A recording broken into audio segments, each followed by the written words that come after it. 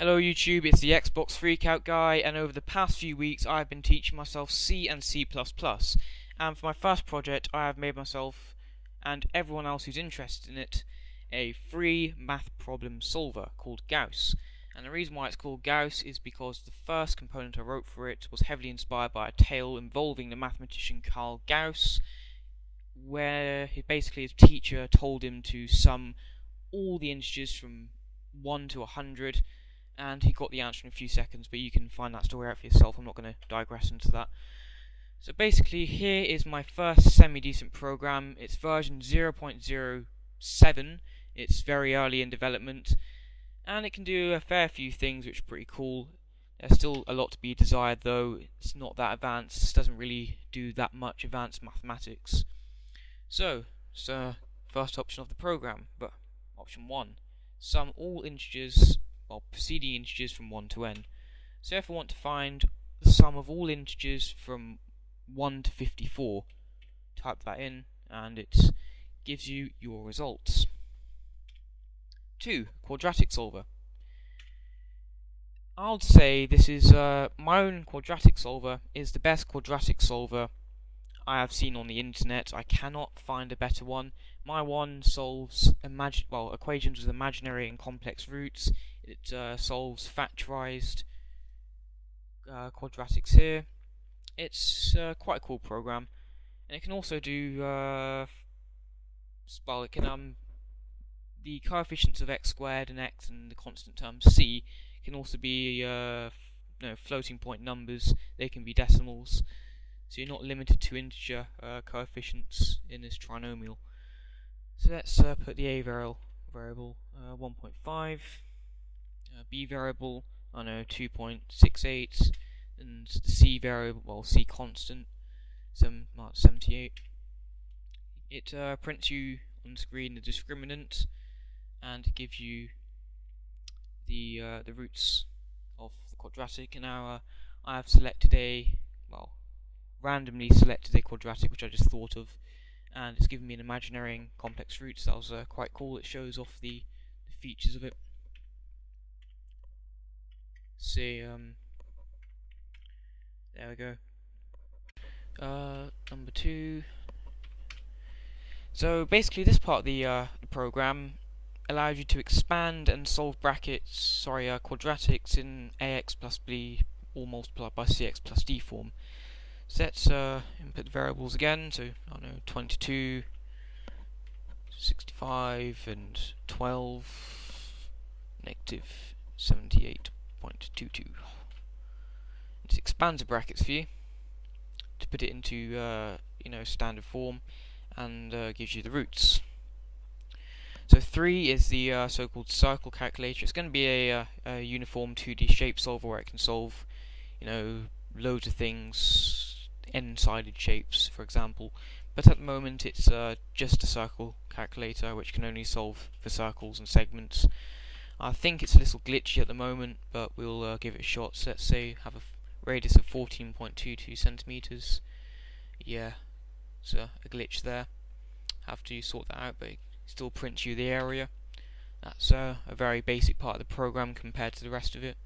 Let's say 12.33 and 54.21. Gives you the circumference of the segment and also the area of the segment. That's quite a cool solver. Just basic things like that, which just take a long time to do on a calculator, which you know how to do. You just put the numbers into the program. So let's see what's next. Number 4. Now I must confess, number 4, I found this part of the program on the internet. It's a wonderful equations of motion solver. I've adapted it and I've also tidied up some of the code in this and fixed some of the glitches in this program. So it's I've improved the code, so I think that gives me the moral right to include it into my program. I haven't just stolen it. So let's see, we've got the classical Suvat equation, number 1. Say I want to find s, so u, say 12 meters per second. Velocity, we don't have that in the equation. Acceleration, 60, no, that's way too much. 12 meters per second, and time, let's say 1 minute or 60 seconds. So there you go, gives you the answer in meters is 22,320 meters. Number 5 is quite cool. I had to calculate the golden ratio for some packaging I was doing for school for my electronics products GCSE. The golden ratio can be derived from the Fibonacci series. So I wanted to just make a program which can find the nth term of the Fibonacci sequence, and it sort of evolved into this. So let's say we want to find the 18th number of the Fibonacci sequence. It prints it out for you. Okay, the 6th feature, gonna have to hurry along here, my hard drive's getting full. So pseudo-random integer generator. Now that uses the clock functionality of the C and C++ programming language to pseudo-randomly generate integers. So let's say the maximum we want is 100. Gives you your pseudo-randomly generated integer, just to prove that it's is pseudo-random. It shouldn't be a conceivable pattern.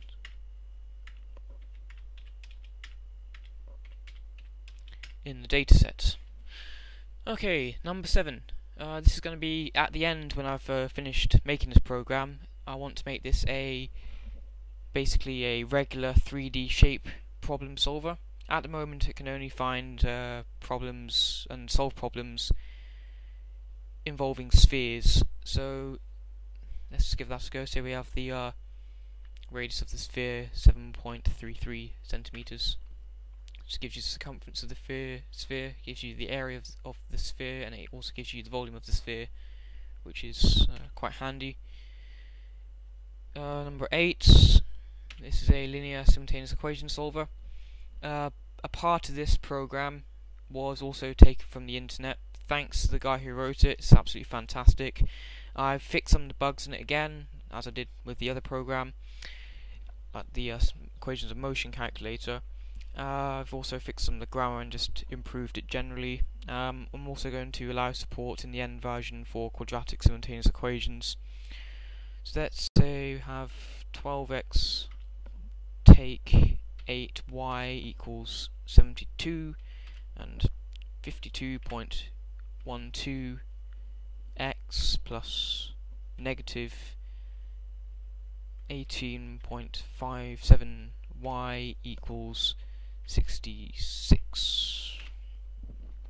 It then tells you the solutions and also prints your simultaneous equation on the screen, just to tell you, or just so you can verify that you've typed in the right question.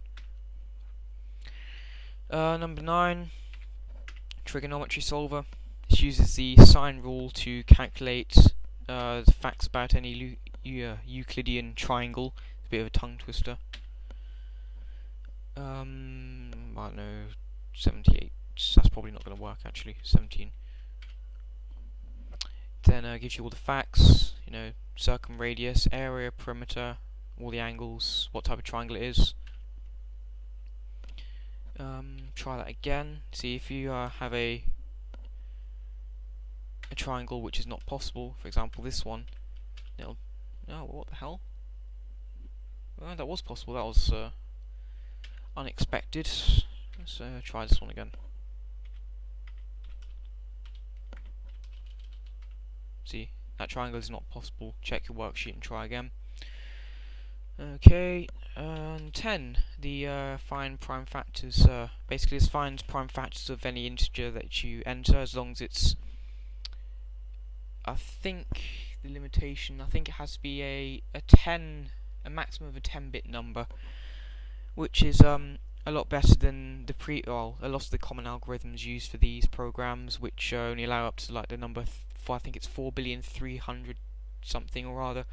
So this allows for factorization of fairly large prime numbers. Sorry, factors of integers into their prime numbers, which are quite large. It uses the sieve algorithm, I think, if I remember correctly. So let's just see ones which you can do in your head, like 34, 2 and 17.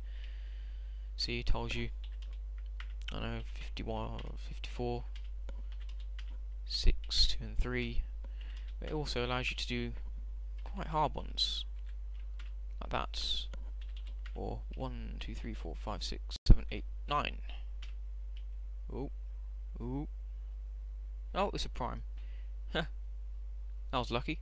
Just found a 9-digit prime number by guessing. I think I'll copy that. Right.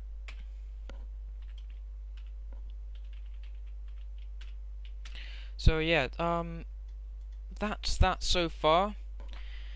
One last thing I'd like to say: the Xbox 360 video has given me 1.3 million views. I've made no money from it, but that wasn't the original intention. That video, it's been out there for a year now, and I'd just like to announce that it's actually fake. What happened is my Xbox 360 Elite died one day after, well, a year and 1 day after I bought it, so it was only 1 day out of warranty, which was really annoying. So Microsoft didn't want to give me a new Xbox. It died of error 74, graphics chip failure, and it had been laying around the house for about a year, and I didn't really know what to do with it. I mean, what else was I supposed to do with it? So I decided to plan out a funny video. Now, I got my mate down having a party, and in the morning we decided to plan, what's going to happen. So my dad, yes, well, as I've received in the comments, the old-looking guy, quote unquote, he is my real dad. He's an amazing guy. The other guy in the video, I'm the guy with the curly hair, but the guy with the so-called greasy face, he's my mate.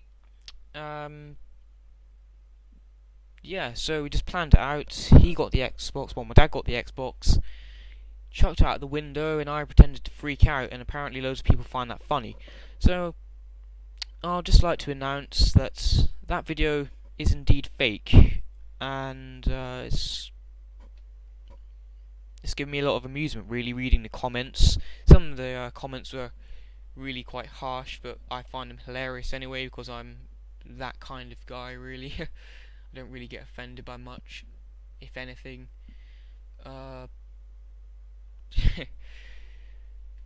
My friend did get a bit upset at one stage about everyone calling him, a greasy so-and-so, but again, everyone laughed at it, everyone laughed it off, and so did he in the end. So it's been a win-win situation with that video. I mean, I've gained some popularity from it, and also I've amused loads of people, which is it's great. I've entertained, hundreds of thousands of people. So thanks everyone who watched that, and I'll see you later, I suppose. This is probably the first video I've released in a long time. So yep, I'm not dead, and there you go. Contact me through a private message if you'd like a copy of the program or the source code.